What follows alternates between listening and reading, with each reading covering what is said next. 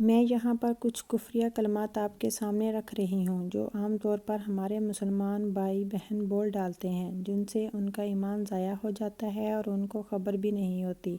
اس لیے علماء کرام فرماتے ہیں کہ فرائض علم کو ضرور سیکھیے۔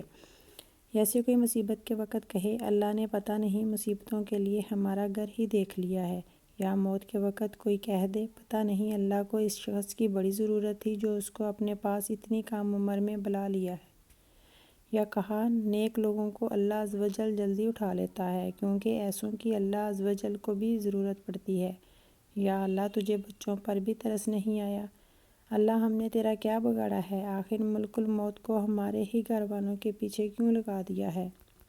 اچھا ہے جہنم میں جائیں گے کہ فلمی اداکاریں بھی تو وہیں ہوں گی نا، مزہ آ جائے گا۔ اکثر لوگ فیس بک پر اس طرح کے لطائف لکھ ڈالتے ہیں، یہ بھی کفر ہے۔ ایسے اگر تم لوگ جنت میں چلے بھی گئے تو سگریٹ جلانے کے لیے تو ہمارے ہی پاس یعنی دوزخ میں آنا پڑے گا۔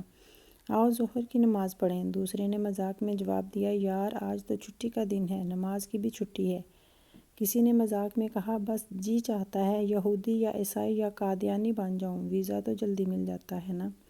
صبح صبح دعا مانگ لیا کرو، اس وقت اللہ فارغ ہوتا ہے۔ اتنی نیکیاں نہ کرو کہ خدا کی جزا کم پڑ جائے، خدا نے تمہارے بال بڑی فرصت سے بنائے ہیں۔ زید نے کہا، یار ہو سکتا ہے آج بارش ہو جائے۔ بکر نے کہا، نہیں یار اللہ تو ہمیں بھول گیا ہے۔ کسی نے نبی کریم صلی اللہ علیہ وآلہ وسلم کا مذاق اڑایا تو کافر ہے۔ دنیا بنانے والے کیا تیرے من میں سمائی، تو نے کاہے کو دنیا بنائی۔ حسینوں کو آتے ہیں کیا کیا بہانے، خدا بھی نہ جانے تو ہم کیسے جانیں۔ میری نگاہ میں کیا بن کے آپ رہتے ہیں، قسم خدا کی خدا بن کے آپ رہتے ہیں۔ اس طرح کے بے شمار گانے جو ہمارے مسلمان اکثر گنگناتے دکھائی دیتے ہیں، خدارا ان سب سے بچیں۔ اللہ پاک ایمان پر قائم رکھے، آمین ثم آمین یا رب العالمین۔